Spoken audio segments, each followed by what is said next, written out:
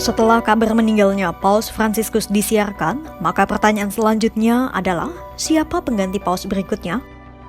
Usai Vatikan mengumumkan Bapa Suci Paus Fransiskus telah mengembuskan napas pada usia 88 tahun, duka segera menyelimuti seluruh umat Katolik sedunia. Paus Fransiskus meninggal tepat setelah rangkaian Trihari Suci Paskah pada Senin 21 April 2025. Di kala Vatikan sibuk mempersiapkan segala prosesi pemakaman, mereka juga bersiap menggelar konklav atau proses pemilihan paus berikutnya. Selama ini, sebelum hasil konklav keluar, publik selalu menebak-nebak siapa kardinal yang paling potensial untuk menjadi pemimpin umat Katolik Roma sedunia. Kira-kira dalam konklav kali ini, siapa kandidat paus yang paling potensial menerima voting terbanyak dalam konklav?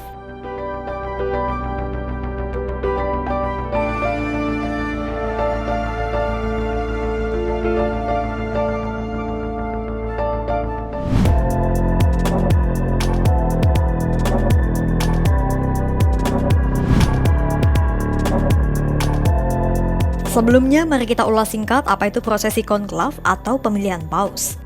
Jadi, dalam konklav, para kardinal gereja Katolik melakukan pertemuan yang sangat tertutup dan biasanya dilakukan di Kapel Sistina. Dalam rentang waktu 14 hingga 20 hari, mereka akan melakukan pemungutan suara untuk memilih salah satu di antara mereka sebagai paus berikutnya. Hanya kardinal berusia di bawah 80 tahun yang berhak memilih dan mengikuti prosesi konklav ini. Mereka juga diisolasi dan tak bisa berkomunikasi dengan dunia luar selama pemilihan berlangsung. Nantinya pemilihan rahasia akan dilakukan 2 kali di pagi hari dan 2 kali di sore hari. Setelah setiap sesi pemungutan suara, kertas suara akan dibakar. Jika asap yang keluar dari cerobong berwarna hitam, maka belum ada kardinal yang terpilih sebagai paus. Sementara, jika asap putih yang keluar, maka umat Katolik siap menyambut pemimpin baru mereka. Diskusi mengenai nama-nama potensial sudah dimulai sejak lama di balik tembok Vatikan. Beberapa di antaranya dipandang sebagai sosok progresif pewaris agenda Paus Fransiskus, sementara lainnya terkenal akan sikap konservatifnya. Dan berikut sejumlah nama yang santer diisukan menjadi kandidat paus paling potensial.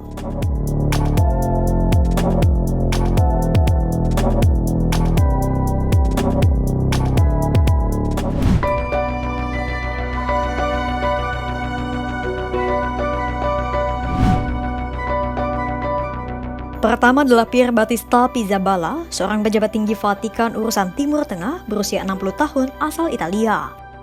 Kardinal Pizzaballa dianggap sebagai kandidat terdepan meskipun ia baru menjadi kardinal pada tahun 2023. Namanya populer karena dirinya telah menghabiskan hampir seluruh masa karirnya di Timur Tengah dan tepi barat, salah satu wilayah konflik paling panas di dunia. Jika Pizzaballa terpilih, maka ia akan menjadi paus asal Italia pertama sejak Paus Yohanes Paulus pertama terpilih pada 1978. Para ahli menduga dirinya berpotensi mengantongi 2/3 suara dari Dewan Kardinal karena dirinya cenderung menghindari polemik doktrin. Namun, sejumlah pihak juga menyebut bahwa dirinya masih terlalu muda untuk menduduki jabatan paus.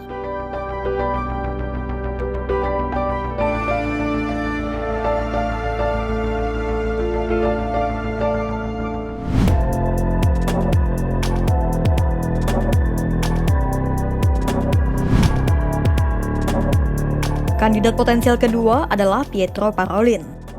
Kardinal Parolin adalah seorang Italia berusia 70 tahun dan telah menjadi tangan kanan Paus Fransiskus sejak tahun 2013. Kala itu, Paus Fransiskus mengangkat Parolin sebagai Menteri Luar Negeri. Sejak saat itu, Parolin telah bertugas mengawasi urusan internal gereja dan mengarahkan kebijakan luar negeri. Parolin terkenal bersuara lembut dan beraliran mild-mannered centrist alias berada di tengah-tengah dan tidak condong ke arah konservatif maupun progresif. Kardinal Parolin berpengalaman menjadi diplomat selama lebih dari 20 tahun, akrab dengan kuria atau kabinet Vatikan dan memiliki jaringan internasional yang luas. Sebagai seorang diplomat, Parolin fasih dalam bahasa Inggris, Prancis, Italia, dan Spanyol. Berkali-kali, Parolin mengangkat isu Israel-Palestina, perubahan iklim, dan perdagangan manusia di konferensi internasional. Parolin pun dianggap sebagai dalang kemajuan Vatikan beberapa tahun terakhir karena berhasil menjembatani hubungan Vatikan dengan Cina dan Vietnam.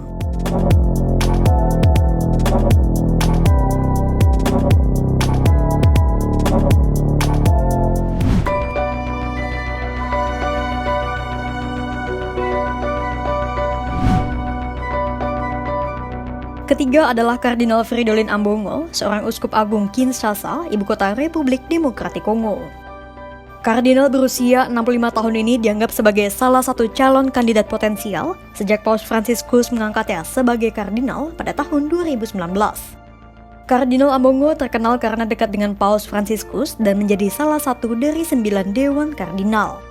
Selama ini, Paus Fransiskus selalu mendorong gereja Katolik untuk pergi ke pinggiran.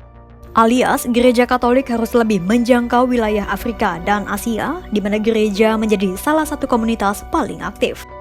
Bahkan, 18% populasi Afrika memeluk agama Katolik dan benua ini juga melahirkan lebih banyak seminaris dibanding wilayah lainnya di dunia. Namun publik bertanya-tanya, kapan Vatikan akan memilih seorang paus dari Afrika? Selama ini, seorang paus selalu berasal dari Eropa dan mayoritas seorang Italia. Paus Fransiskus, meskipun ia adalah seorang Argentina dan menjadi paus non-Eropa pertama sejak tahun 741, ia berasal dan tumbuh dari keluarga imigran asal Italia pula. Itulah mengapa dunia menantikan komitmen gereja Katolik untuk menjangkau wilayah Afrika dan Asia dengan memilih paus pertama gereja Katolik dari Afrika.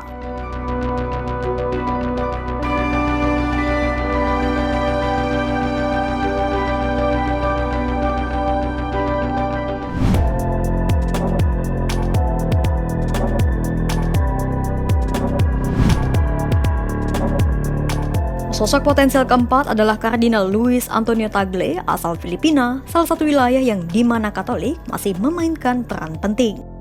Di Filipina pula, Fransiskus memberikan perhatian khusus dalam berupaya membangun gereja yang tidak Eropa-sentris. Pria berusia 67 tahun ini adalah seorang kardinal liberal Filipina yang kerap mendapat julukan Fransiskus Asia. Tagle pertama kali diangkat sebagai kardinal pada tahun 2012 oleh Paus Benediktus ke-16. Selain dijuluki Fransiskus Asia, sekutu Paus Fransiskus ini juga mendapat julukan Cito karena dirinya sering tersenyum. Pendekatan Tagle yang ramah sejalan dengan perhatian Paus Fransiskus terhadap masyarakat miskin dan kaum papa di negara berkembang. Selain itu, Tagle juga telah menangani sejumlah masalah pelik gereja seperti polemik soal penerimaan komuni bagi umat Katolik yang bercerai dan menikah kembali. Saat tahun 2013, Tagle sempat dianggap menjadi kandidat yang menjanjikan. Namun saat itu, dirinya dianggap masih terlalu muda. Jika kali ini Tagle terpilih menjadi paus, gereja Katolik akan memiliki paus Asia pertama mereka.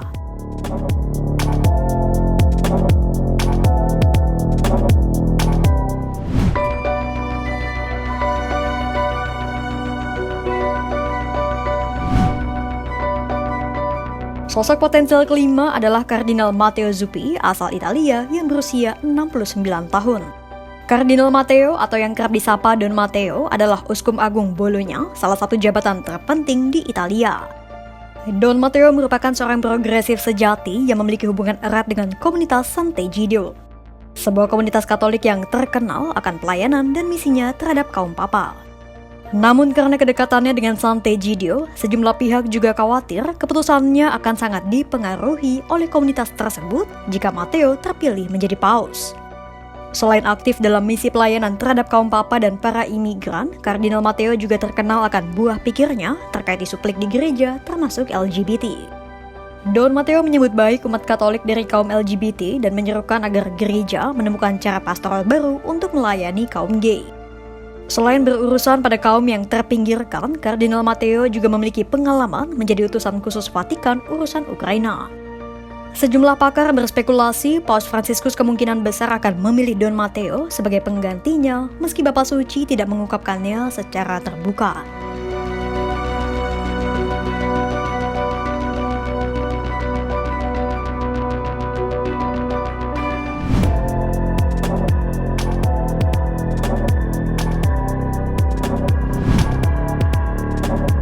Kardinal potensial ke-6 adalah Peter Erdo asal Hongaria yang saat ini berusia 72 tahun.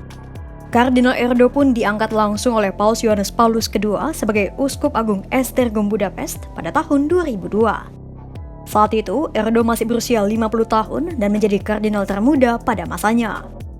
Kardinal Erdo terkenal sebagai seorang konservatif ulung. Sebagai seorang konservatif, Kardinal Erdo disebut menjadi salah satu sosok yang mendambakan kembalinya konservatisme Paus Yohanes Paulus II dan Paus Benediktus ke-16. Bahkan pada tahun 2019, Kardinal Erdo menyinggung pentingnya menjaga api iman Kristen tradisional dalam dunia yang semakin sekuler. Kardinal Erdo pun menentang penerimaan migran dan memberikan komuni kepada umat Katolik yang bercerai. Meski demikian, Kardinal Erdo dianggap sebagai diplomat yang cerdik dan mampu membangun jembatan dengan umat Katolik di Amerika Latin serta Afrika. Sebagai diplomat ulung, Erdo mampu berbicara dan memahami bahasa Inggris, Prancis, Jerman, Italia, Rusia, dan Spanyol. Kardinal Erdo pun terkenal pandai menjangkau kelompok agama lain.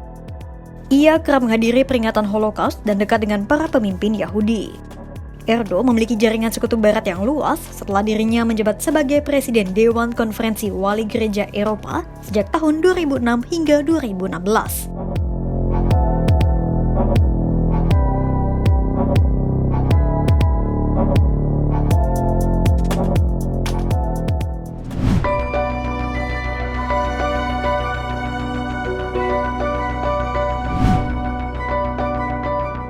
Sosok kandidat paus berikutnya adalah Kardinal Anders Arborelius, seorang uskup asal Stockholm dan juga kardinal pertama asal Swedia. Ia adalah mantan biarawan Karmelit sama seperti Paus Fransiskus. Kardinal Arborelius yang kini berusia 75 tahun baru memeluk Katolik pada usia 20 tahun. Wajar saja, mengingat Swedia dulunya didominasi oleh penganut Lutheran atau kalau di Indonesia dikenal sebagai salah satu denominasi dari Kristen Protestan. Meski demikian, saat ini Swedia menjadi salah satu dari sedikit negara di Eropa yang menganut paham sekuler. Kardinal Arborelius bukan seorang progresif garis keras, namun juga bukan seorang konservatif sepenuhnya. Terkait urusan migran, Kardinal Arborelius menyatakan dukungannya atas penerimaan para migran. Sementara soal pemberkatan pasangan sesama jenis, Kardinal Arborelius tegas menentangnya. Saat tahun 2006, Gereja Lutheran Swedia telah mengizinkan memberikan pemberkatan pada pasangan sesama jenis. Kardinal Arborelius pun menentangnya dan menyebut bahwa keputusan itu akan semakin memberi jarak dalam dialog antara Gereja Lutheran dan Gereja Katolik Roma. Selain itu, Kardinal Arborelius juga telah mengangkat sejumlah isu di gereja. Mulai dari pentingnya membangun jembatan di dunia yang terpolarisasi, bagaimana gereja memberikan posisi yang lebih besar kepada perempuan dan membantu keluarga untuk mewariskan iman.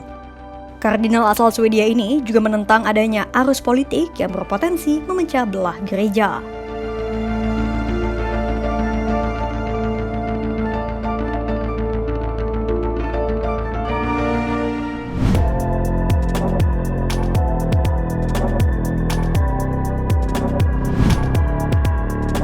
Kardinal potensial selanjutnya adalah Peter Turkson asal Ghana dan telah diangkat sebagai kardinal sejak tahun 2003 oleh Paus Yohanes Paulus II. Turkson dianggap potensial karena banyak umat Katolik yang mengharapkan paus yang merepresentasikan Afrika. Turkson juga fasih dalam banyak bahasa seperti Latin, Italia, Inggris, Prancis, Jerman, dan Fante. Kardinal asal Ghana ini juga dikenal sebagai pribadi yang terbuka akan dialog lintas budaya dan agama, serta santer menyuarakan isu perubahan iklim, keadilan sosial, serta kemiskinan global. Saat konklav pada tahun 2013, usai Paus Benediktus ke-16 mengundurkan diri, Turkson sempat diisukan menjadi salah satu kandidat potensial paus saat itu. Meski pada akhirnya, Paus Fransiskuslah yang terpilih.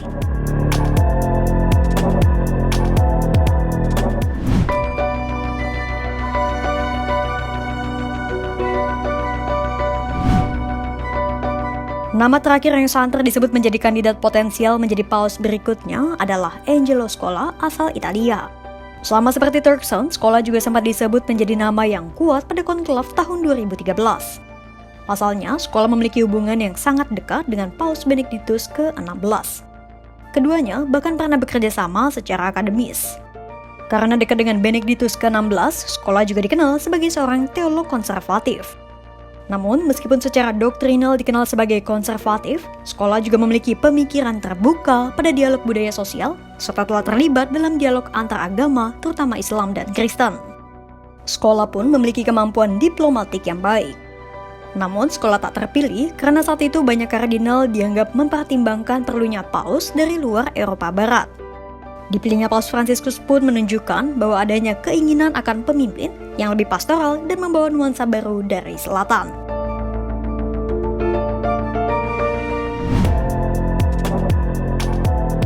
Itu tadi sejumlah nama yang dianggap berpeluang menjadi paus atau papabile. Ada yang konservatif, progresif, dan ada pula yang berada di tengah-tengah. Seorang kardinal yang papabile kerap memiliki posisi penting di Vatikan atau keuskupan besar, dikenal luas dan dihormati, dan memiliki reputasi teologis, spiritual, dan pastoral yang kuat. Namun, ada pepatah lama di Vatikan yang berbunyi, "He who enters the conclave as pope leaves it as a cardinal." Artinya, semakin sering seseorang disebut-sebut sebagai kandidat potensial, justru bisa semakin kecil juga peluangnya terpilih menjadi paus. Kira-kira siapa sosok yang akan terpilih menjadi paus berikutnya dan menjadi pemimpin serta pelayan umat Katolik sedunia? Simak terus perkembangannya hanya di kanal YouTube Kompas.com.